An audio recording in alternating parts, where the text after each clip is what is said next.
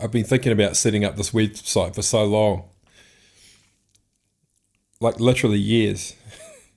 I've had so many ideas, inspirations, thoughts, opinions, but never really had an outlet to express them in the way that I wanted to. I've always been kind of afraid to, express the real truth behind my own perspective on certain things for a number of reasons. Will I be rejected? Will I be shunned? Will it hurt people? Will people be triggered by what I'm saying? Will people feel like they're failing because the opportunity in front of us is so great? One thing I've realized about being a strategist and helping people to, turn a vision into something real, like a business or a product or a service, is that when we realize the true potential of something, it makes us realize how inadequate we are right now. And, I know that when I began my journey towards building, my first real grunty project, being the Powerhouse platform, I felt so inadequate. When I looked into my vision and I saw the kind of person that is capable of creating something like that, let alone running it and managing it and ensuring its success and fronting it. When I saw the nature of that kind of person, it was not my nature. Far from it. I was very passionate and driven and angry when I was first conceiving of this. I looked at all the issues in society and I was still blaming some unseen authority like the government or big corporations, and I was still in that mentality of blaming something just because of its nature. And over the years, I've come to learn that everyone has a unique nature, that the nature of every human being is entirely different. I mean, the nature of men and women is absolutely different. Talking about the essence of the masculine and the feminine, not necessarily their biology. But we seem to be in the struggle to, create harmony, but, with each other, but we're totally incapable of creating harmony within ourselves. And, through learning about myself and my own inward journey with, things like meditation and, self-awareness, and coming to discover myself as both masculine and feminine in nature. And, coming to understand myself not as just one thing, like one human being, but as, three separate things working together as one. A mind, a spirit, or, the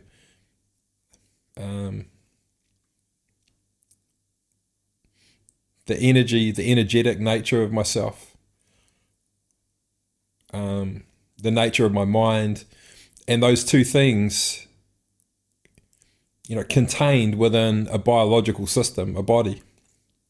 I've been on a really deep journey with this, and, I'm at the stage now where I can go into, cells in my body and feel into the nature of a single cell and understand it. And this is the potential that we actually have. But the issue is that we don't trust what we see. So if I said to you now, just sit in your seat. Now imagine yourself taking your energy and your awareness inside your body, see it going down your throat, now see it going into your liver, Notice your awareness settling on top of your liver. Feel the beat and the rhythm of that. You would experience something, but you would never trust that it was real. Never. Some of you will. But the issue is not that we don't have the capability to do these things. The issue is that the experience that we have, we don't trust it. We don't trust that it's real. We think that our imagination is a fiction, and we certainly don't trust it. And, the problem with everything is that we don't trust our own nature. This is inherent in the collective of every human being. And that we do not trust our own nature. And why would we? The nature of, what people would call the toxic masculine. And God, I hate that word. Toxic masculine. The nature of violence, the nature of destruction. We hate these things. We see them as negative. We resist them. We reject them. But if you look at the nature of mercy, the emotion of mercy holds the intention to destroy the source of the suffering. And I've experienced this myself. I live in a place where there's a lot of wildlife, and you get rabbits and possums crossing the road. And I was driving late at night, driving home, and I saw a half-dead possum on the road. And he was clearly in pain, and I still swerved to miss him so that I wouldn't kill him or her. And then I kept driving, and then my chest just was clenching up with pain. The empathy I was experiencing for that animal that was in pain was so intense. And so what I do now, and I do it just as a habit now, when I feel an emotion, I sink into it, so I can understand what it means to me before I act upon it. And I sunk into it and felt into the nature of the emotion that I was feeling, and it had this, I could feel it was very loving, but beneath it was pain. And the drive was to end that pain. And when I sunk into the nature of that drive, it was actually beyond destruction. It went into annihilation. I actually wanted to annihilate the source of that pain.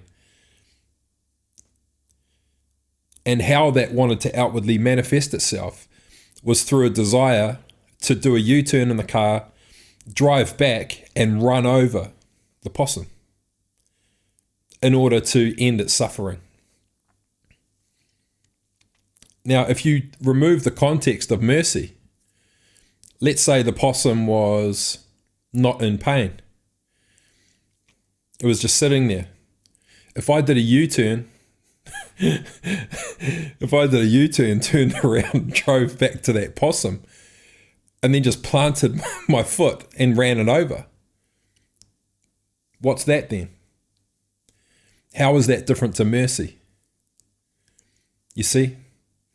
And this is what human beings have to accept, and they have to acknowledge before we really do anything like seek peace or try and create harmony, because harmony and peace, they reside within the body. My business partner, my great friend Tom, says this a lot. That peace resides within the hearts of men, meaning men and women, of course. And it's true. So why are we busy trying to help each other and to heal each other when the only healing that needs to take place is internal? Understand your own nature. Understand what it means to be merciful. That the nature of mercy means that the drive behind that is prepared to annihilate whatever is in the path of destroying that source of pain.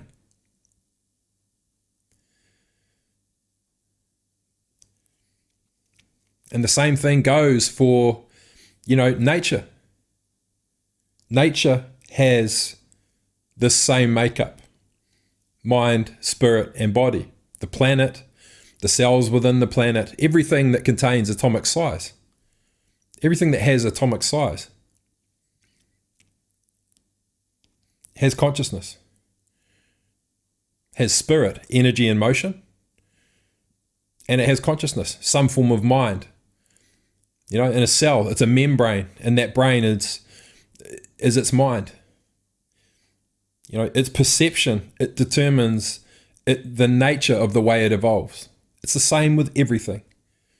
And so who's to say that the mind or the consciousness of this planet that we're living on is not prepared to annihilate the source of its suffering?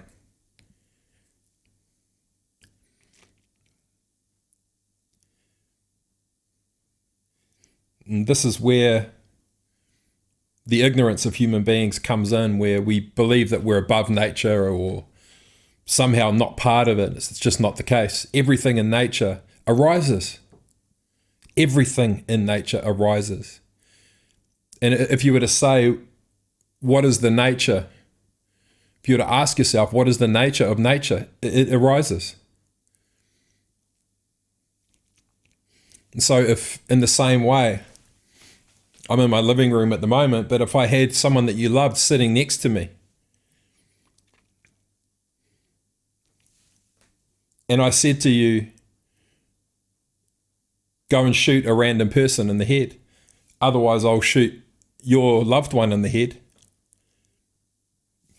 you would do it. You would do it. If you knew beyond a shadow of a doubt that I would follow through, you would do it. And this is the nature of nature.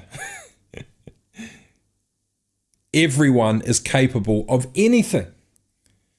All of us are capable of anything. Being a murderer, of doing the very worst possible things, of doing the most negative things. But we look at other people and we shun them. We have no compassion. They do something bad and we post images on Facebook that this is not who we are. Yes, it is. This is our nature. This is our nature, and nature arises because of the environment that contains it. And so until we can collectively agree on this, nothing's really going to happen. We're never really going to show someone that does something that we deem negative, we're never really going to be able to show them compassion. And, establish an actionable plan to reconcile this disharmony. We don't want it. Of course we don't. But the solution is not to create distance between the issue and ourselves, to say that that's not me. I'm not capable of that. Yes, you are. Yes, you are. You're capable of the very worst. Because mercy is also merciless. You would do anything to end the potential suffering of someone you loved. And I mean anything. And so the most beautiful emotion of all, mercy. The emotion where, one of my favorite descriptions of the meaning of mercy is to be in a position to cause pain but choosing not to. And so in the scenario with me and the possum on the road, the half-dead possum, I was in a position to end its suffering. I mean, I didn't actually do the U-turn and turn back, but it ruined my entire day. I was stuffed the entire day. And I was hoping that someone else would finish the job. And I was devastated. I wish I had gone and done it. So I feel like this is an appropriate theme for the first post on this website. It's called Kernel. And my intention is to explore the greatest issues facing us as a species, to explore them, the full depths of them, and to reveal the hidden truth of them, to reveal the nature behind them, what drove them, what's driving them, so that we can then establish what it is that we really want, so that we can then move forward in a way that is towards what it is we actually want. We can only do it once the truth is exposed, once it's real. And when the truth emerges, you can't really deny it. It's like getting slapped in the face. It's like you get this feeling in your chest like, oh, I may not like that truth because of what it means. Because of what it means about where I am right now in comparison to where I'd really love to be in relation to that thing, in relation to that truth. What if that truth means that the way we govern ourselves has to change? What if that truth means that the way we address crime has to change? What if it means if the way that I parent has to change? What if it means that the way we school people has to change? What does it mean if I have to change myself right now to move away from what is familiar into the unknown, engendering fear within me, in order to move towards a society where people who are disabled and elderly are integrated into the way that we live, not separated, where they can live a normal life like it's a normal thing to be disabled, that you can just live a normal life in a home, having absolutely everything that you need in order to live purposefully, in order to live a meaningful life and receive all the support and the love that you need.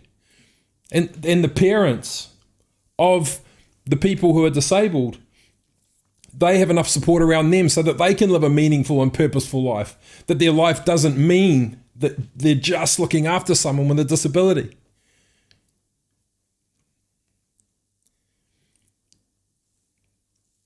Everyone has the potential to live a meaningful life, to live a life in a way that means something to them. But in order to experience meaning in your life, in order to actually experience true meaning and therefore fulfillment, it means we have to address the truth and take steps forward that mean something. This is the truth. I accept that in this moment, this is my truth. Based on my nature and my perspective now, this is what I believe to be the truth. I don't need anyone to validate that. It could be entirely wrong to someone else. But in this moment, I claim this as my truth. So from here, I choose to move forward in a way that means something. This is my truth. And so right now, I'm going to do this because it means that once I've done that, I'm able to experience that. And once I'm able to experience that, it means I can now focus upon that. And once I'm focusing upon that, it means I can then. That's what meaning is. It's that the choices you make are meaningful. All of a sudden, you're enjoying doing your taxes. All of a sudden, I'm not in that camp. My accountant will tell you. All of a sudden, I'm enjoying painting the house. All of a sudden, I'm enjoying cleaning the house. All of a sudden, I'm enjoying that 10-kilometer run. Whatever it may be. Meaning is all that matters. Meaning is all that matters. And you are the only one in control of what is meaningful for you. Esoterically, meaning is the marriage of mind and spirit. The mind brings a thought. We hold that thought. We follow it. We follow that thought until it runs out. Until at the end, we're left with a feeling that is evoked. And in that moment, we have meaning. We feel that feeling and we can say, oh, if I was able to do that, it would mean this, it would mean that. Every thought is a gift. Every thought is a gift. Every thought is holding a potential meaningful action you could be taking to create fulfillment, to bring meaning into your life, even if it's negative. And in fact, what I've come to learn is that our true power lies within our darkest shadows. In the same way that the true power of mercy is in its intent to destroy anything in its path. If that thing that is in our path is seen as the source of the suffering, it will annihilate that source.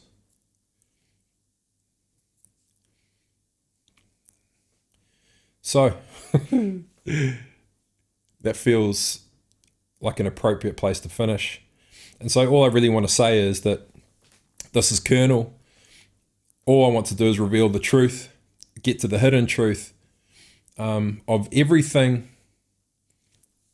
In fact, it's actually about me. It's not about healing anyone or changing the world or changing society or creating change. Or this is an outlet for me to express my truth and to reveal the hidden truths that I discover from going within myself and expressing them authentically, but leaving them open for other people who resonate to potentially reach out and connect and to join with me and collaborate on projects that have meaning. You know, whenever a truth is revealed, you know, the ideal scenario from my perspective is that if you can draw people in who resonate with that truth and a vision for the future based on the reality of that truth in its present form, then together we can take steps forward that have meaning. Together, if we can do this, it means that. Together, once we've achieved that, it means we can then do this. And in reality, the harmony that we want, that we see in the distant future, is available to us right now just by taking meaningful action. Not purposeful, not intentional, meaningful. Being conscious of what it means to move forward in this way together. Because in that state, it doesn't matter whether you're disabled, elderly. All that matters is that your life has meaning. And that's what living is. So, how can we? Cheers for now.